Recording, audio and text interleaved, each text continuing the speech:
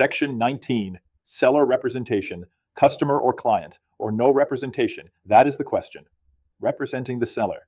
Up to this point, we have spent a lot of time talking about buyers, buyer representation, the BBEEA, implied agency, compensation, and limited dual representation.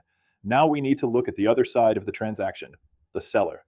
In many ways, seller representation feels more familiar to most real estate professionals because listing agreements have been used for many years.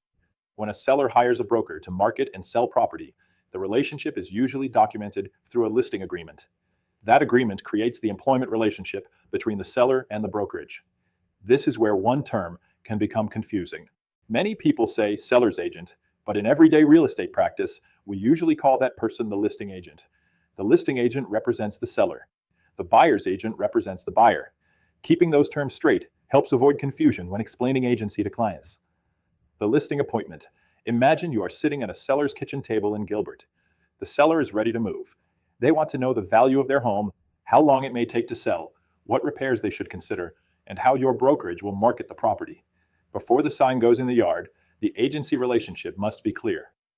The seller will typically sign a listing agreement, such as an exclusive right to sell, or in some situations, an exclusive agency agreement.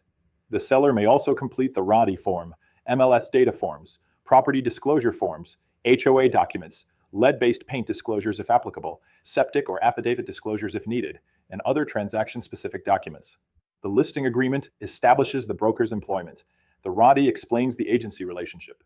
Together, these documents help the seller understand who represents them and what duties are owed. Exclusive right to sell versus exclusive agency. A common mistake is assuming all listing agreements work the same way. They do not.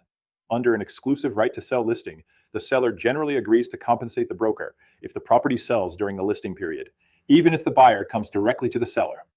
Under an exclusive agency listing, the seller may retain the right to sell the property themselves without paying a commission, depending on the terms of the agreement. That difference matters. If you are investing time, marketing, photography, signage, open houses, online exposure, and professional advice into selling a property, you need to understand which agreement you are using and what it does. As always, ask your broker if you are unsure. When an unrepresented buyer wants the listing. Now imagine you are holding an open house on your own listing. A buyer walks in, loves the home, and says, "We want to buy it." This is where many agency mistakes begin. You already represent the seller. Your fiduciary duty belongs to the seller. Before helping that buyer move forward, you must determine whether the buyer is represented by another broker, whether your broker allows limited dual representation, and whether the seller has agreed to it. If your broker's policy is that you represent the seller only, then you must clearly explain that to the buyer. You may tell the buyer that you represent the seller, not them. You may treat the buyer honestly and fairly. You may provide factual information and complete documents based on the buyer's instructions if your broker allows it. But you should not give the buyer advice that would make them believe you are protecting their interests as their agent. That is a very important line. You can work with an unrepresented buyer. You do not work for that buyer unless an agency relationship has been created. When limited dual representation is allowed, if your broker allows limited dual representation, and both the seller and buyer give informed written consent, then the brokerage may represent both parties in a limited capacity. But this must happen before the offer is written. The buyer and seller need to understand that limited dual representation changes what the agent can do. You cannot fully advocate for one side against the other. You cannot tell the buyer how low the seller may go unless the seller authorizes it in writing.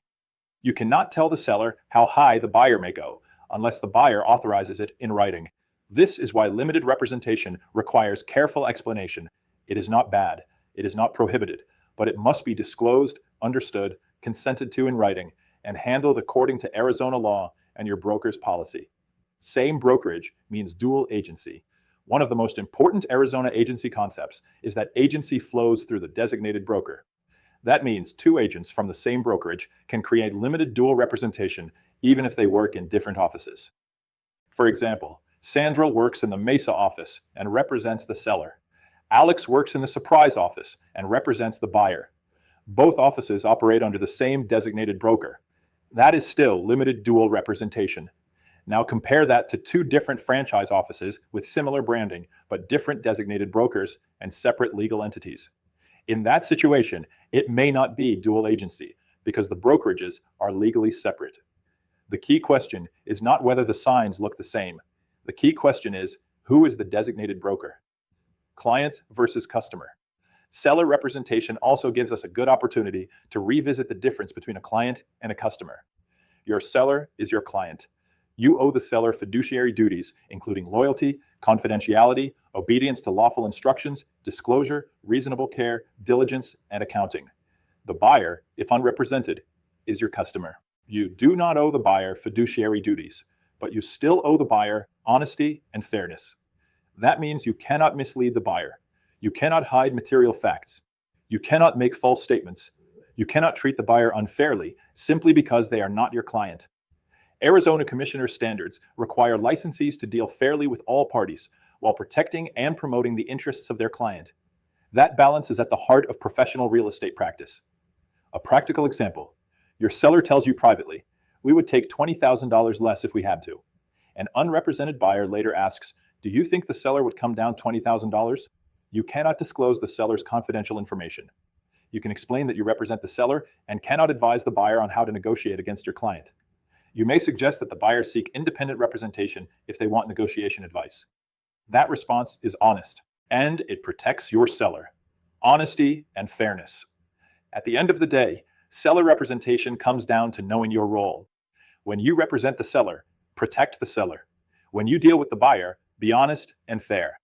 When limited dual representation arises, disclose it and obtain written consent. When unsure, ask your broker before moving forward.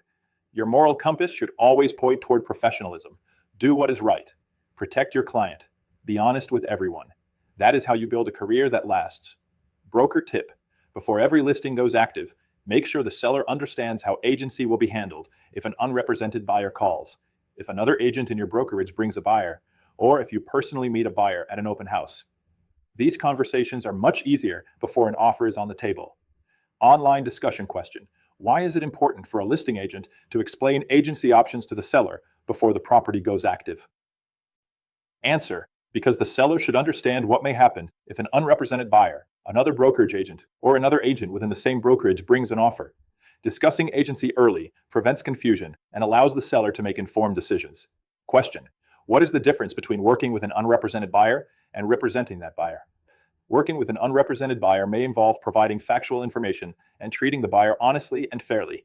Representing the buyer creates fiduciary duties and requires an agency relationship. Question: why does dual agency occur when two agents under the same designated broker represent opposite sides of a transaction? Answer: because in Arizona, agency flows through the designated broker, not just the individual salesperson.